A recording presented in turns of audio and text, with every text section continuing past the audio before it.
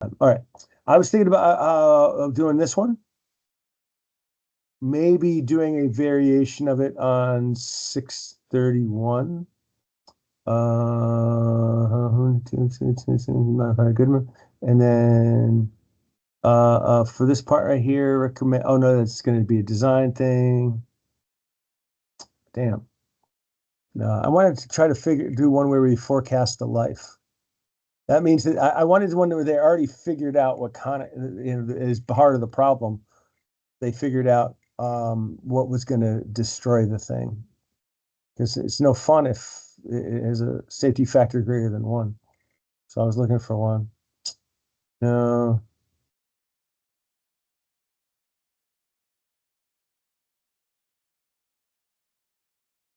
We got this thing for find the factor of safety for infinite life using modified. So is anybody gonna change this one? No. I should have prepared something. Let me find. I don't want to waste your time. I'm gonna try to find it quickly. Should have waited to start the recording. Thanks for that. I know. I appreciate your help pointing that out. See, this is just a torsion one, so they're just kind of cheating in there. 1 second. All right, so let me take a quick peek at the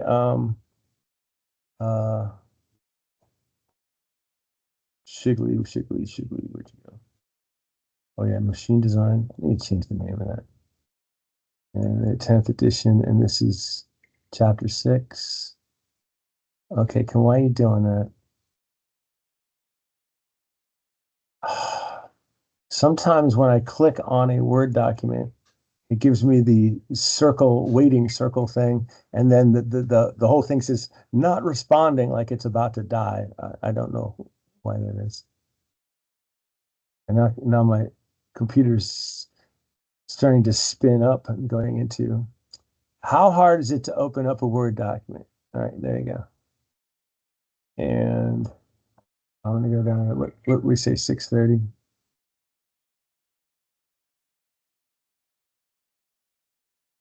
And 6:31. Okay, 6:31. Where are you at? Ooh, okay, good. All right, we can do 6:31. All right, so let me see. I'll go halvesies. No, didn't mean to do that. All right. You halvesies with you. Boom. Okay, get you down. And I'm not sure. Come on.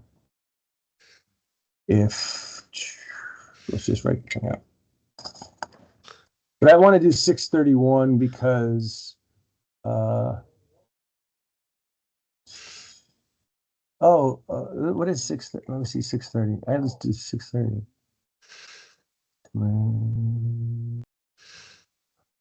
Okay, no, that one had I'd say 6:31.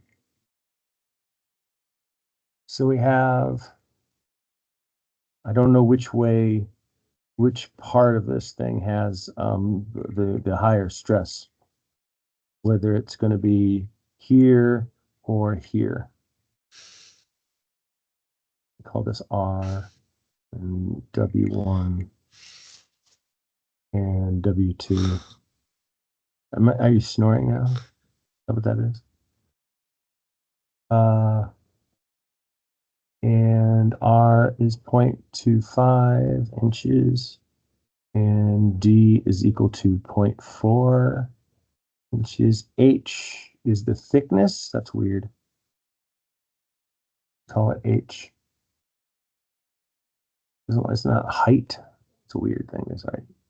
3.5 inches. 3 inches. And this force fluctuates. So the max is going to be 16,000 pounds, and that's in tension, but F min is 4,000 in compression. Okay, wait, they decided to change that to, in this problem, to 2.5 and 1.5 inches, right? And anything else? And we're going to use Goodman. All right, so that's this problem right here. We'll start. Oh, they told us what material is in the previous one, right? Yeah, they had 10, 18, and they just, oh, cold drawn. So wouldn't be a bad idea to start off with finding the oops, not you. Finding the material properties and coming along with those, right? So it's going to be in 10, 20. It can be, oh, damn. How'd you do that? What the hell happened? There you go. A20. So we got 10, 18, cold drawn. And these are in inches, so we'll get this in ultimate strength is 64. I'll write down the yield because we should be checking that anyway. 54 KSI. All right. So now we want to go up, and this is I have the 10th edition as a PDF. So I apologize for being different values from what you'll have. But we'll start to go to the where the hell they go? Fatigue strength, endurance limit. Where's the modifying? There you go, modifying factors. Okay.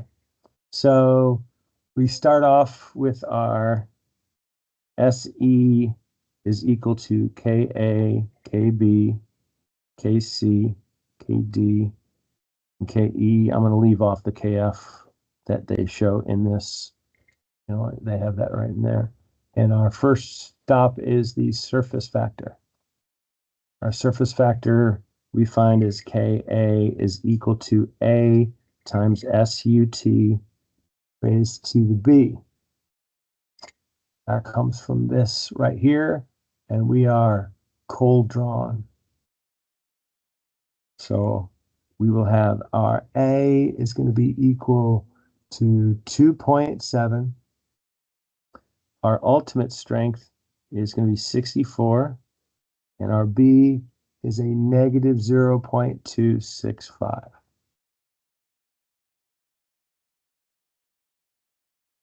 And then we can go to the next one. K, oh, I didn't bother writing out that A's. I actually have it over here. I could totally cheat, just so you know, and I think I will, just to make it more faster. I'm not going to plug it into my calculator because I know I'm sort of cheating because I have it right there. You don't mind, do you? Is it okay? And would it really matter, or is it steal from the authenticity? Anyway, you're not going to answer, so I'm just going to press it. I don't care. It's good either way. I don't care. I don't care. What is this song? I don't care. I love it. Isn't that a thing? I don't know. I'll keep doing this. Okay. So here we can cheat. We have this lovely little cheat code. Look at that. Huh. KB is equal to 1 because it's axial. Isn't that nice? Aren't you happy about that?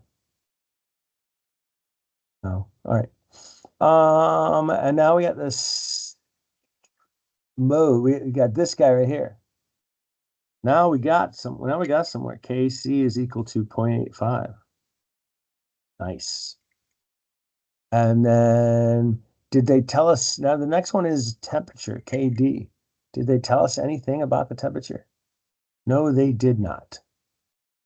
We could use this equation, or we could look it up from a table. But let's just assume that we are 20 degrees Celsius or 70 degrees Fahrenheit. That sounds reasonable. So KD, and they didn't say anything about the reliability. So both the KD and the KE are equal to 1. So our reliability, just remember, is going to be 50% based on that table. And so we can put all those things together. 0.897, 1, 0.85, 1, 1. Oh, and we never did the SE. We could write this over the side. SE prime is equal to 0.5 times SUT. We can do that in our heads. Or so you guys probably could. You guys probably could, but I couldn't. I was trying to make fun of myself, but it kind of made sense, like I was making fun of you, which is I would not do. So there you go. And if I could overcome my trust issues, I'll look at the book and say, it's this amount right there. I do feel dirty, like I'm cheating. Let's see. We want to get the stresses yet, or do we want to get, let's get the stresses in both spots. Let's look in both spots to see which is going to be the worst. All right. So we always have a choice to make about the approach that we would make from either let's find out what the maximum stress is going to be, what the minimum stress is going to be, and then find out what the alternating and mid-range stresses are going to be from those. Or we could find the alternating and mid-range forces and then find the alternating and mid-range stresses. It doesn't matter. I don't think it either way is easier than others. I'm going to go this way, even though I would normally go the other way. So this is me not doing what I would normally do. But here is the alternating force right here is going to be 16,000 minus, but here's an important thing. This is tension, but this one's compression right here. So we would have minus right there. So this is actually, the alternating is going to be larger than the mid-range of the force. So I should be able to do that in my head, right? That's 20,000 divided by 2, about 10,000 pounds. And then the mid-range is now F max plus F min. So that's going to be 16,000 plus a negative 4,000. So that's going to be 8,000. Oh, excuse me. Sorry. That's going to be 12,000 divided by 2. And so that becomes 6,000, right? Did I do that right? I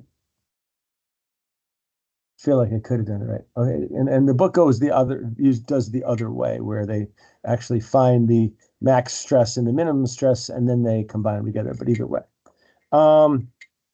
we have two places to look at. So this nominal stress, we have that spot and this spot right in there. So I'm just going to only look at the alternating to start with, and we'll see which is going to be the worst. So the alternating nominal stress, because we haven't put a stress concentration factor on it, is going to be FA over, let's see, width 1 minus diameter times H. Ridiculous. If I use this stuff up the nomenclature at the top. So 10,000. And now you're going to have the width of the thing. The big width is 2.5. and subtracting out the whole diameter of 0.4. And then the thickness of his 0.5. So 10,000, 2.5, 0.4 minus times 0.5, and then divided, right? So you're gonna have 9, I'll go KSI, 9.524 KSI. Let me number these. Okay, let's just keep track of my thing. I should actually point right there, actually. One. I guess it doesn't matter. No, actually, the other one was better than that. Okay. And then this is 2, right? So that's what I'm going to call this one. It's going to be the 1 and 2. And so here's the alternating there, where you're going to have FA, and you're just going to have W2 times H, the cross section. So 10,000 and 1.5 times 0.5.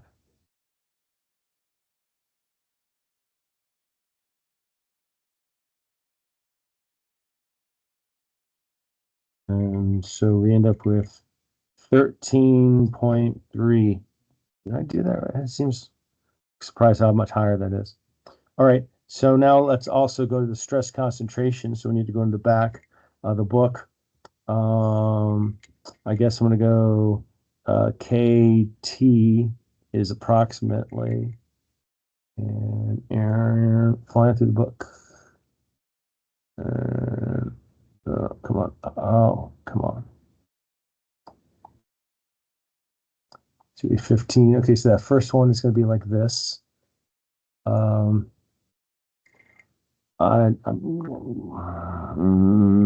want to make a mess of this thing. I'm going to try to come up here somewhere. And I'm going to say that my D over W here is going to be equal to 0.4 divided by 2.5. 0.4, 2.5. We get a 0.16 and 0.16 looks to me, eyeballing it, is about 2.5. I'll go 2.5. Like right here would be like 2.5, right? Right here would be like 2.55 because I don't care. So approximately 2.55. Not going to be the end of the world. This other one, we're going to need a axis. It's going to be this guy right here. We need a W over W, W2 over W1. W2 over W1. I'll just write it out of 2.5 over 1.5. No, other way around. It's the big D overload. So W1 over W2. So 2.5 over 1.5 is 1.67. So in here, that is, we actually have to extrapolate up above that 1.5 right here. So we need the R over D of 0.25. And so what's that going to be? Over little d, over 1.5. 0.25, 1.5.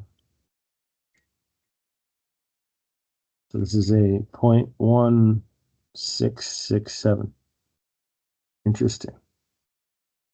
So like right over here. So we're talking about something, oops, don't do that. Above 1.8. Let's see, this next guy up here is 2. So we're looking close to being 1.9. What did the book say it was? Estimate a little high. So this is the gas. They decided that this was, wow.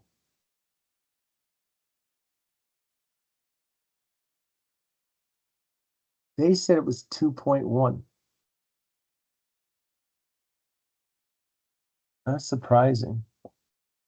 Because they're saying D over D is 1.67. So I guess it's just how high, how much higher we're going to extrapolate above this right here.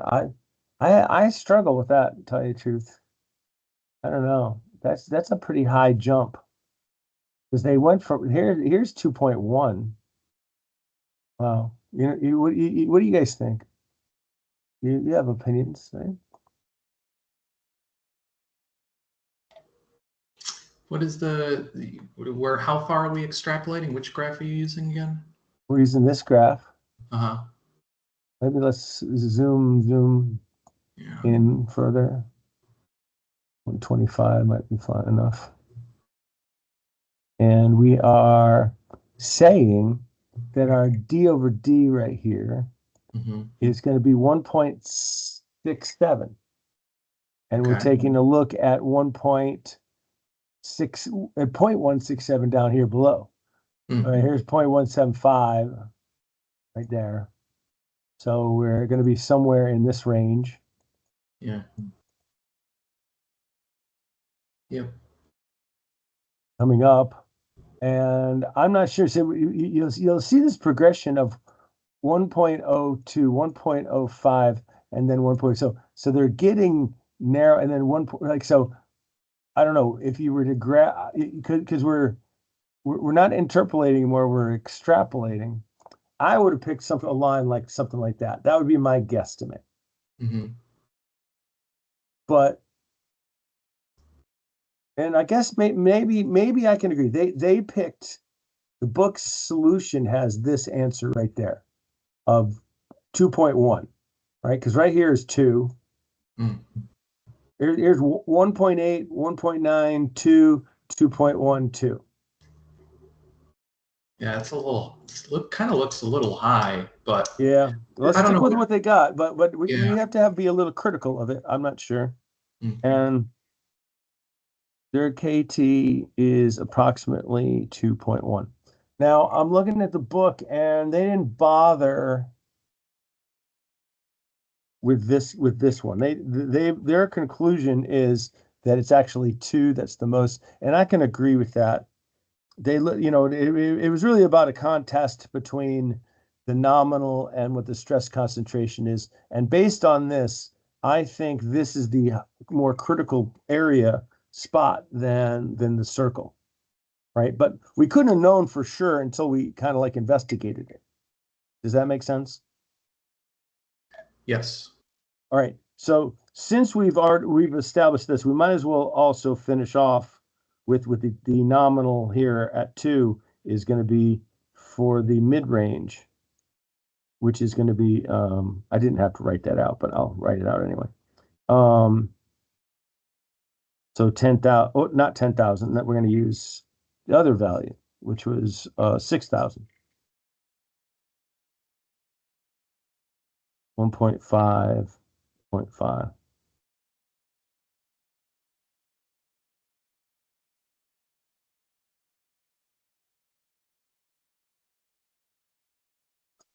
So we get 8 KSI. All right. So before we and also before we apply this, we need to get the notch sensitivity. So let's see. I'll go back to this. We come back to this value and notch sensitivity.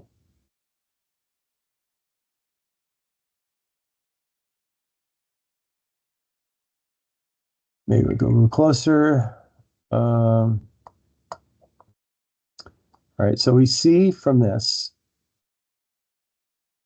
that we have a 64. Ultimate strength. So we're somewhere pretty close to this.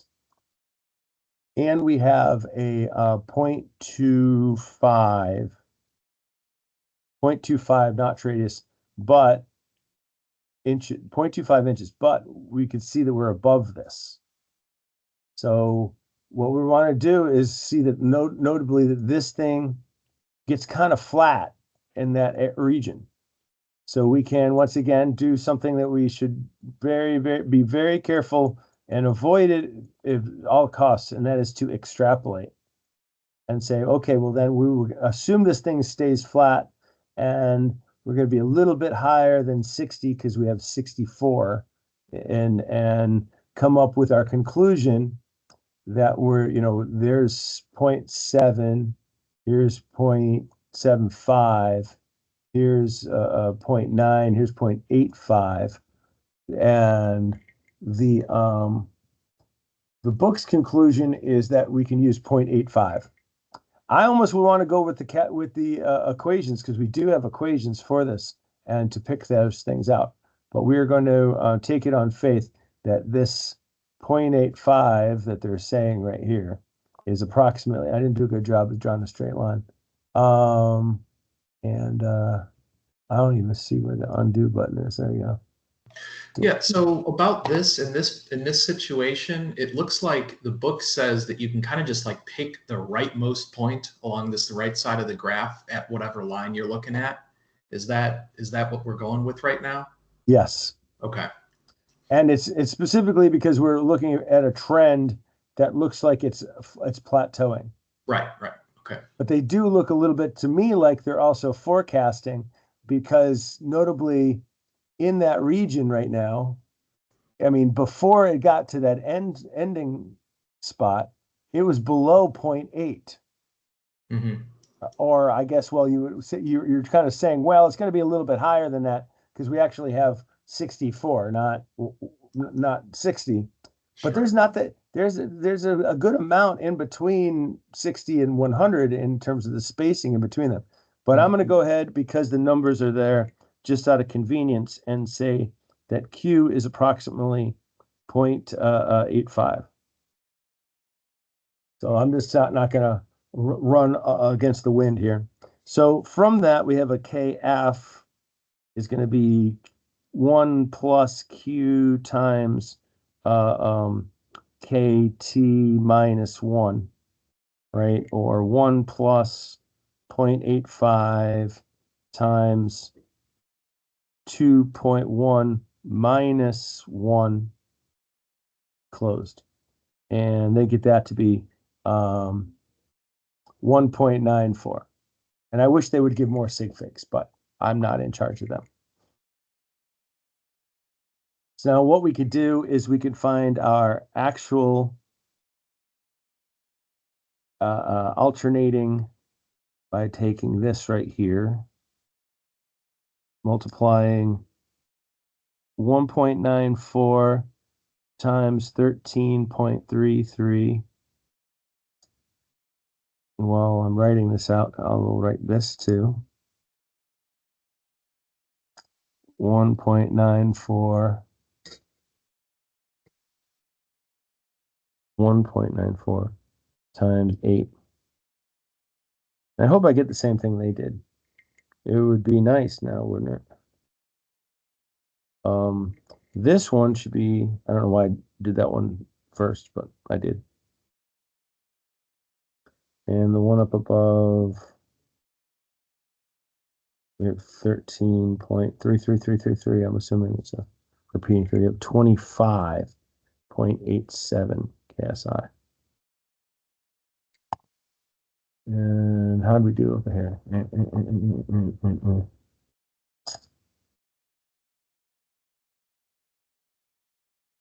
Yeah, good enough.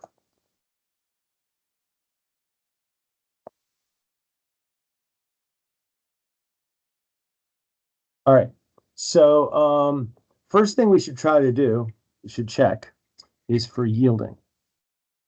This would be considered the Langer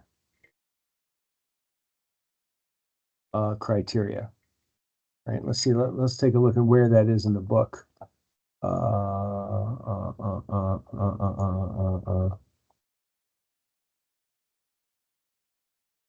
Characterizing fluctuating, and of course your book is a little different if you're Yeah, mine's on 305, 306, around figure 627. Yeah, there you go. You got it.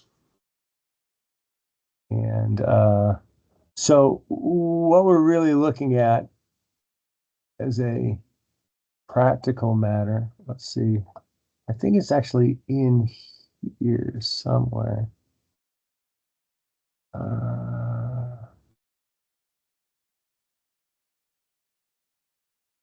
I don't know why they wrote these things in so many different ways.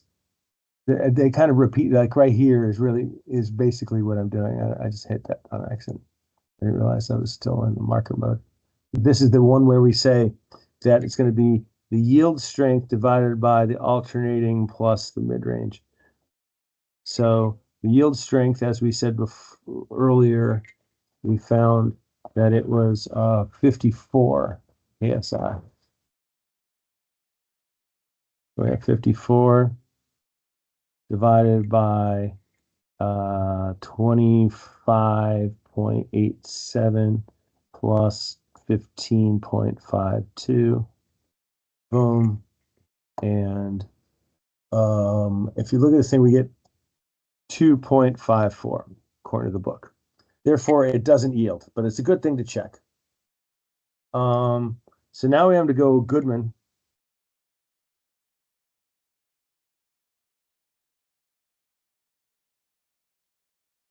It's going to be 1 over sigma A divided by SE plus sigma M divided by SUT.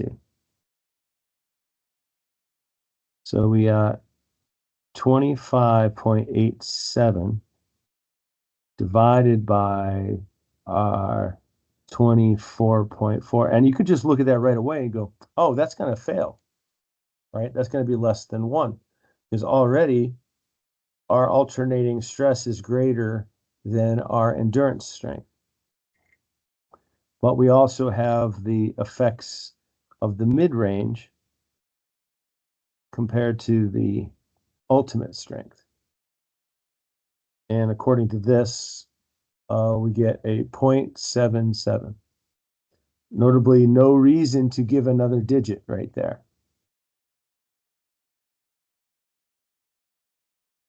That tells us this then will eventually fail. So what do we do with it?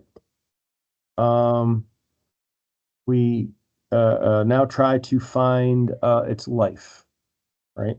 So we're going to have an equivalent reverse stress, which goes alternating divided by 1 minus, oops, try to write that, mid-range over ultimate. And if you had this version of the book, it was in a problem example 612 where that equation shows up. Oops, keep thinking I can forgetting I have that pen on there. Right there. That's the same equation I wrote, right?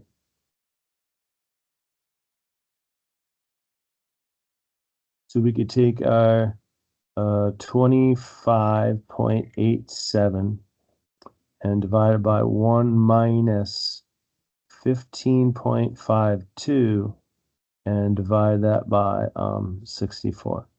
And I'm not sure if the book, this example doesn't do, I mean, this problem, the homework problem doesn't do that. So that's good. All right. So we're on our own after this. I can flip that around and go 64 divide 1 minus, change that, go divide. So 34.15 KSI is the equivalent completely reverse stress, right? So before we had some type of thing right here where we're going a stress like that right there, right? That would be this would be our actually this case this is an interesting one where it probably goes like that right there, right? Because the amplitude is larger than the mid-range, so it must dip down into the into the compressive region. That's important. So what we took this and we turned it into, now we have, here's the equivalent, just completely reverse stress. And now we can use that in our SN diagram. Run to there and then find the number of cycles, right, by putting this up here in our SN diagram. What we need first is this A, which is so well, I already know this, but let's make sure that we can do it ourselves. We find out first what F is, right? Because we need F times SUT. Right? Remembering that that is SUT right there at the top. So we need that F. We could memorize this little factoid that if the ultimate strength is less than 70, we just use 0.9 for F, but let's pretend we didn't know that. I think I went too far. Right there. All right, so we zoom into here. And we see that this thing only goes down to 70 for F. And we need, but it says, oh, to be conservative, when F is less, when ultimate strength is less than 70, use F equal to 0.9. So F is equal to 0.9. So SUT, I'm sorry, F times SUT, it's going to be 0.9 times 64.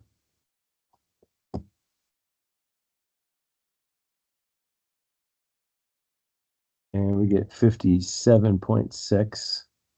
And now for A, we use these two equations for the A and the B, which are going to be FSUT squared over SE. So 57.6, 0 right there. Squared over SUT, and it'll be 24.4.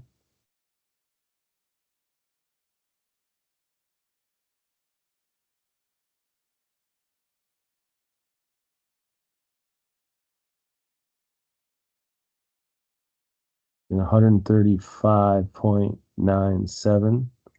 And then for B, negative 1/3 log of FSUT over SE.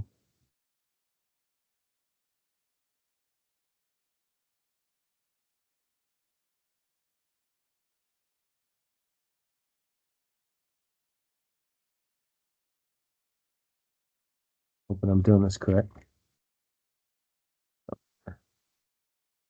24.4 divided. Make sure we use the log base 10 and not the natural log. And divide by 3 and get a negative 0.1243. And now we can use the equation that N is equal to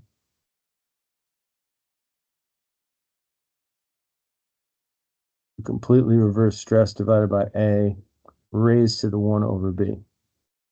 So we got the 34.15 and 135.97 and the 1 over a negative 0.1243. And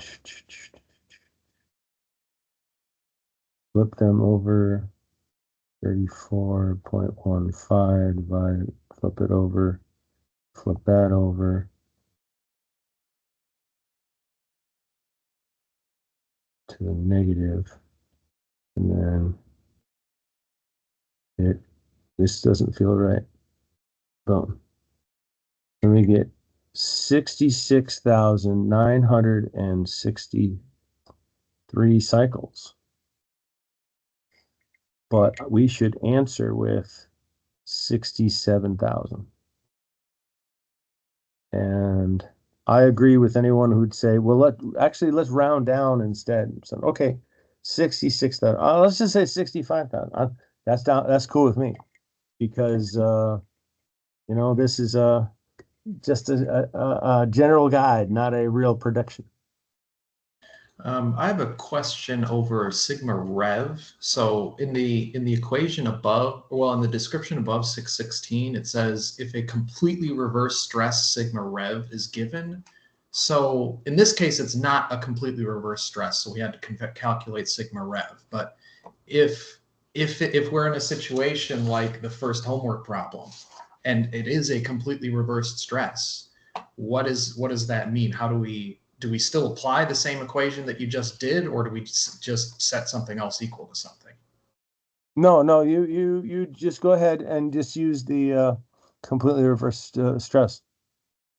The one that you will calculate. If I didn't have it fluctuating between like a minimum and a maximum type of thing, like or if the minimum and the maximum were equal to each other so that it didn't have a mid-range, that would be the completely reversed stress. Okay. And that's the one that you would use for right here. Sure. In our case, we had a alternating and a mid-range. And so what we did with it, which I didn't show, but graphically, maybe I should have, right? Because we had Goodman, and we checked with our, I should actually graph this or require you to graph it. Maybe, I think I do that in problem 2. So let me do that really quickly. Maybe I should use a fresh sheet to graph it. And have to think out what we want to use as our increments in here. So let's see, we have I think I'll use I think I'll set right here as being I'll use a whole freaking page. Why not? All right, so it's going to be, we would like to make these symmetric. So it's the ultimate that we want the thing. So let's see. Yeah, we're not really maximizing our scale here by having it, because I guess there's like here could be 20, 30, it's gonna be 20, 40, 60, here's 80. So here would be so here what we would do in between there as the 20s would go 5, 10, 15, 20. No, what we do, I guess we'll go by fours, right? 4, 8, 12, 16. Yeah, okay. So right here would be so right here 64, right? So this is the ultimate strength. So I'm not really maximizing my thing, unfortunately, but let's just stick with it. All right, so our yield is 54, right? So here's 20, 40, here's 50, so where do we go, like 44, 48, 52, so somewhere in here, right? So here's the yield strength. Our endurance strength is going to be 24, right? So it's just about like right there is SE. So that didn't help us all that much. But anyway, here is basically the Goodman line, right? And if we were going to go with our, I think this right here is our Langer line. right? See, this is yield. No, dummy.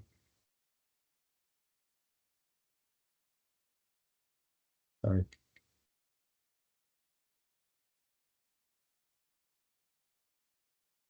Be more like that. And now I'm not feeling too comfortable here. I guess that looks like it's 45. Doesn't look like 45 to me all of a sudden. But we have our alternating, which is where'd you go? Alternating. 25. Let's call it 26. Which was already going to be up here, right? Because it was 20, 24, 28, so it's going to be like right in there is our alternating. And then it was 15, right? So there's what's 4, 8, 12, 16, so somewhere in there is our mid-range. So coming up, we're already right there is kind of where our spot is. And notably, yeah, I guess this is our point at which we were operating point. So you can see we're outside. We're not inside the envelope of safety of the Goodman. And now if we want to have our equivalent, what we end up doing is drawing a line through here. And that gets us what we call the equivalent completely reverse stress. Remember though that the 11th edition has this as calls this something else. I think it's called AR.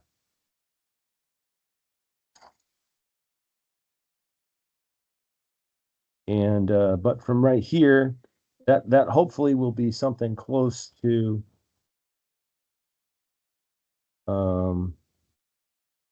this value right here, 34.15.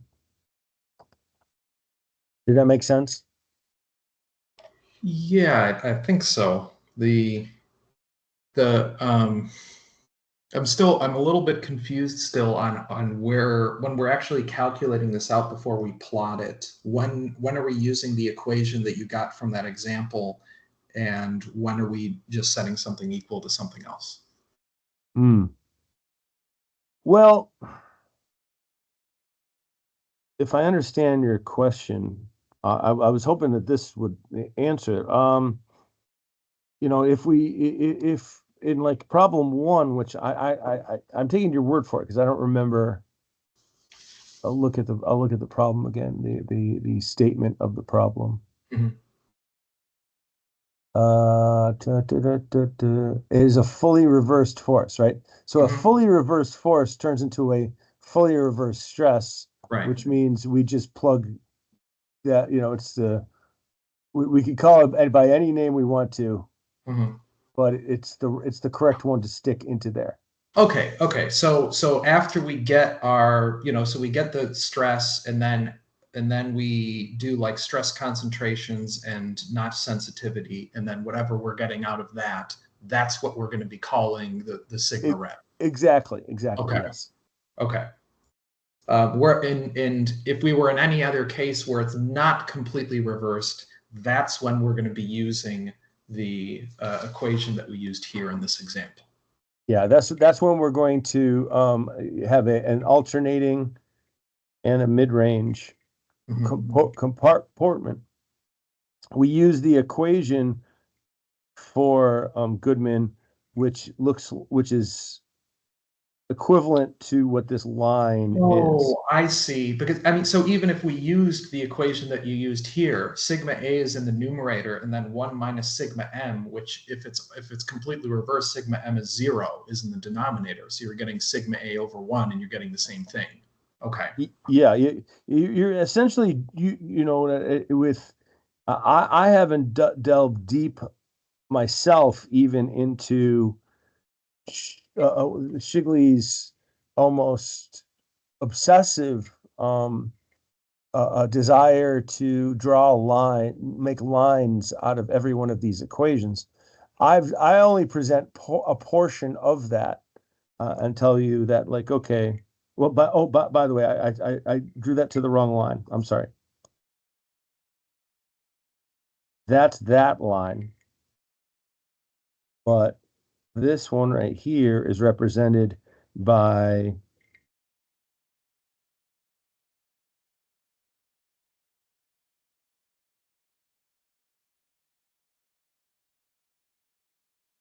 that right there.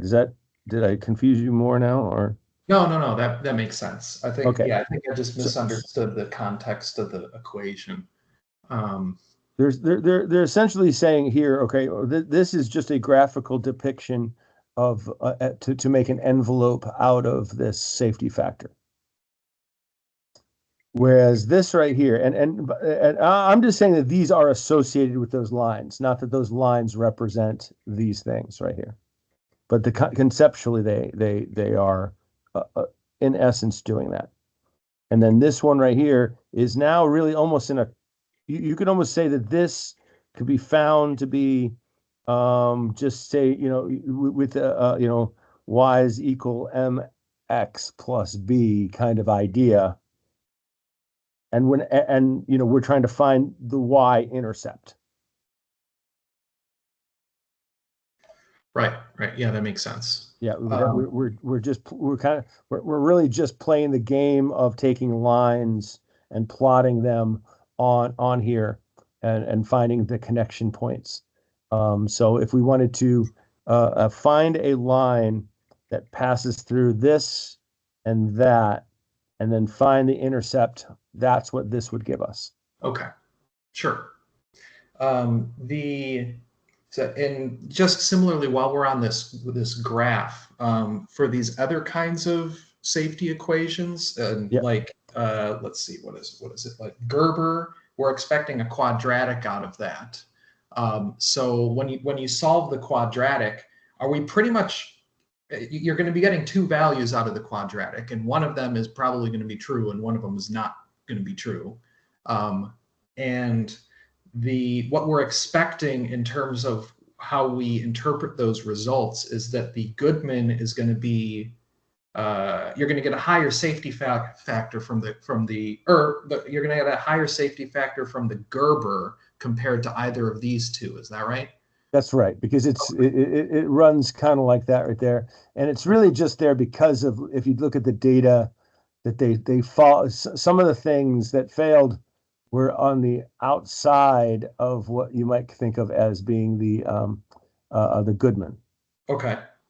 So they're trying to, like, well, we don't want to just throw things. We're being too conservative with the Goodman. Here's one that does in essence a better job, and so we have these choices to make. Okay. Kind of the same thing for the ASME elliptic too, right? Because Yep. we're getting a larger bubble there. Yeah, I'm looking at the same graph. Okay.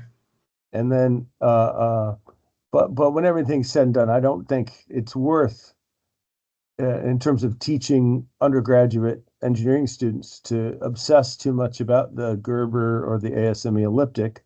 Mm-hmm. When the concept right there of the Goodman is sufficient for this early type of fatigue analysis. Mm-hmm. This more of a classic type of thing.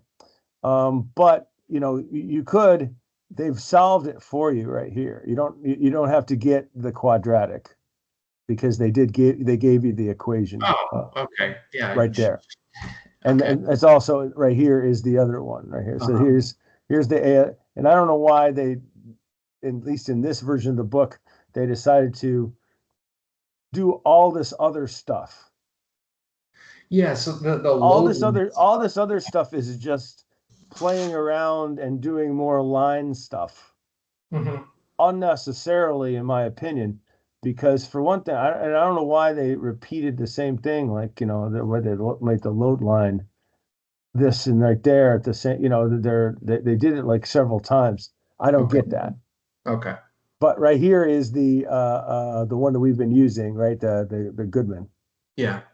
Yeah, so but we are doing that stuff on the homework. Like we're doing load line, we're doing Langer line, Gerber, ASME elliptic, right? Yeah. That's just to get a sense of like how are these things comparing to one another. Yeah. Okay. I think it's just, if I didn't ask you to do it once, you Sure. might just, might not like sink in or force you to try to make this connection. And it Okay. also kind of ties in with some of the other things that we did previously, right? Mhm. Where we're talking about like an envelope kind of idea. So it's like reinforces, but when it comes to these lines, it just seems to me that all this stuff makes it more confusing than it needs to be. Right. Like, Well, do yeah, you do you really need to know all of those things? It's sort of overwhelming to see a lot of equations when all you needed was this one right here. If you were going to do the yeah. Gerber, That's right? probably why I missed it when I did the homework. Yeah, So yeah, I'm looking at all this whole table and like, I don't know. it's a bunch of gobbledygook that's repetitious even. Like I don't know why they put it in there, but they Mhm. did. But it all comes down to doing your best, doing our best to try to make an apples to apples comparison. Knowing some things about the behavior of materials when they have alternating and mid-range stress. Mhm. And so this was this early attempt, and you could even read into this thing where they're telling you this was like all taking place in like the 1890s or long time ago, and Yeah. them trying to come up with a repeatable means, and eventually their conclusion was, well, okay, this isn't 100%. This isn't working like great like all the time. Mm. It's a much more complex type of failure mode. Right. But this is the introduction to it. Yeah. Well, I mean, visually though, and intuitively, like the Gerber equation that they list for like the original one that they have like n sigma m over SUT squared. Yep. So that's going to be a positive parabola, isn't it? That's not going the right way according to this graph. It should. I've graphed them out myself Uh-huh. with the, But you know, if we look at the coefficients there, anything that's going to be coming over sigma m and SUT, that's a positive value, right? think if I don't know. I think you're going over my head. My brain's not working right now. Say it Okay. again. So sigma m over SUT squared is going to be a positive value. Yes. So n squared times that value is going to be positive. So the quadratic that we're setting up, which they manipulate in a couple different ways to do it, is going to be a positive upward facing parabola, right? You mean Or you mean it's going to be going like that? yeah, isn't according to this equation, isn't that what that looks like? Well, what you really have to do is find if you're going to be graphing something, you want to have the alternating stress as a function of the mid-range stress. Oh, I see. Okay, so I'm using the wrong thing as the variable there then. Okay. Yes, yeah. That's why I'm envisioning it wrong. Okay. The n we're just going to set the n equal to 1 when we're graphing the thing, Sure. Okay. because that's a boundary. Okay. That's a boundary where n is equal to 1. I got it. Okay. All right. That makes more sense now. Okay. I haven't heard much from the other people here. Am I? Is it just you and me now? No, Efren's here. Whatever happened to Brett? He left a couple minutes ago, I think. I'm sorry, Brett. I missed you. Oh, we're over time, aren't we? I'm sorry. We're at 2:21. Efren, did you have any questions? I had an Can you hear me? Yes, absolutely. Oh, I had an unrelated question for you. All right. Should is it related to this ME370? It's about registration. Okay. So we should end the recording now? Yeah. Okay, cool.